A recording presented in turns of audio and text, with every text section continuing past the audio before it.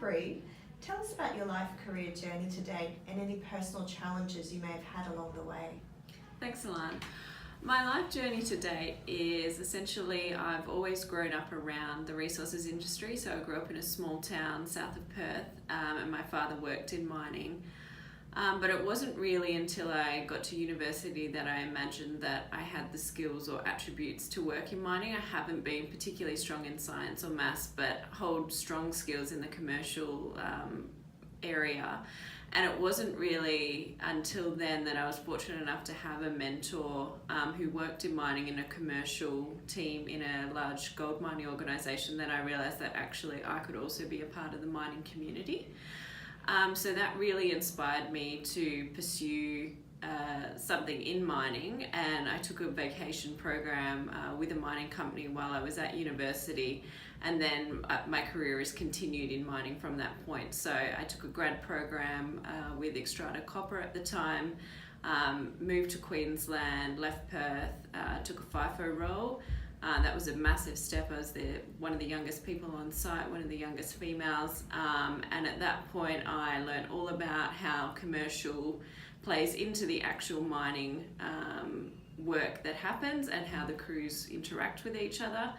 So that was a really valuable experience. From there I moved into, I needed a broader scope. I wanted to expand my knowledge and I've always been a keen learner.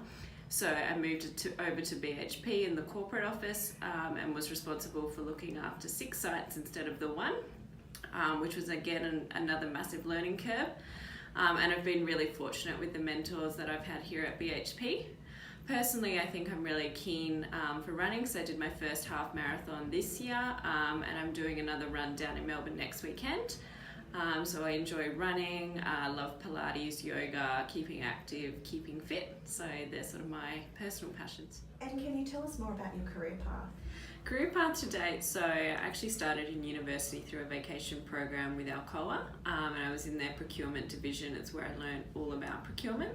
And from there I was fortunate enough to be offered a role that I could continue at Alcoa whilst completing my studies at uni.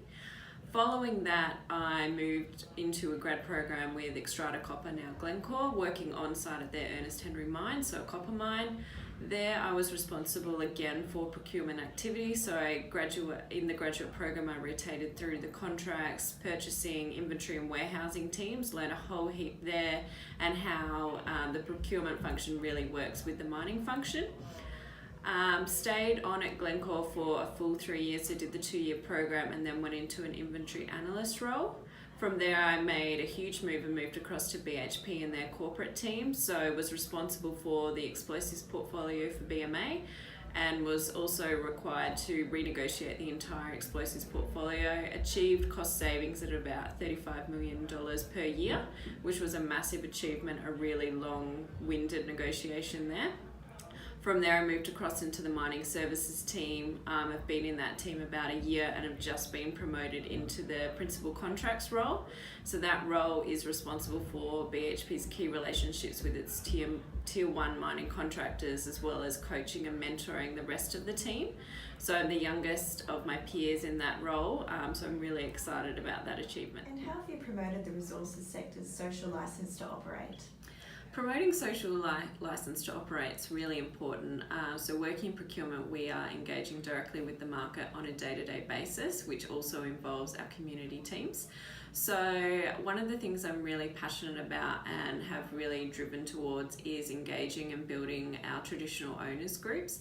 So I'm part of the procurement panel that's actively engaging with traditional owner groups in the Bowen Basin area and looking for and building sustainable opportunities of work with them to develop these vendors into long-term partners with BHP. In addition to that, I'm really, again, focused on the local buying program that BHP have in the community and advocating the role BHP plays in its community, because that really is so important to us here. Can you tell us about how you've been encouraging and mentoring other women and your efforts towards building sustainable gender diversity within the sector? In terms of mentoring other women, so I informally mentor a number of women in our grad program and internships. So it's something I'm really passionate about, being such a young woman in mining myself and having started at that stage of an internship vacation program. In addition to that, we recognise at BHP that contractors play a huge role in our workforce, and it's really important that we align their targets with ours. One of our key targets being gender balance by 2025. So in addition to that, I guess I'm including sustainable gender balance targets into the contracts that I put in place, and making sure that these targets are meaningful to the contractors and to us and incentivise them in the right way. Can you give us examples of your leadership and or breaking new ground for women in the sector? When I look back on my career, almost always a negotiation plays a huge part, is one of the key areas of my role. And when I think back to the things I've experienced, is that walking into the negotiation room, it's almost always been a room of men. And often in this room it's been quite intimidating. I've been underestimated, disrespected often. And this is something that I'm really passionate about making sure doesn't happen for up and coming women in the sector, and that the room is safe and respectful at all times.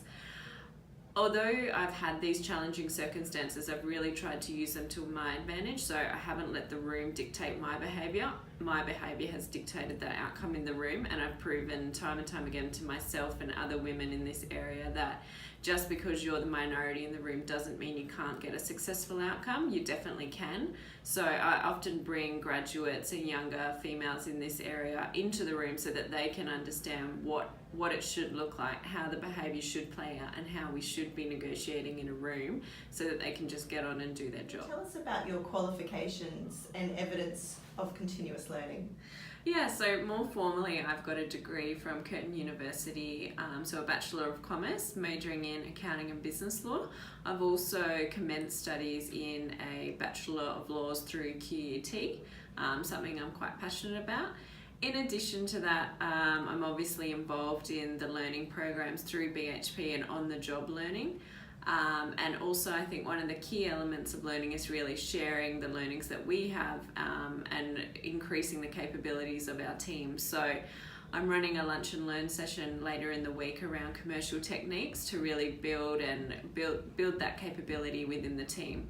I think learning is a continuous thing, and that's something I'm super passionate about in resources, and learning from others within the industry.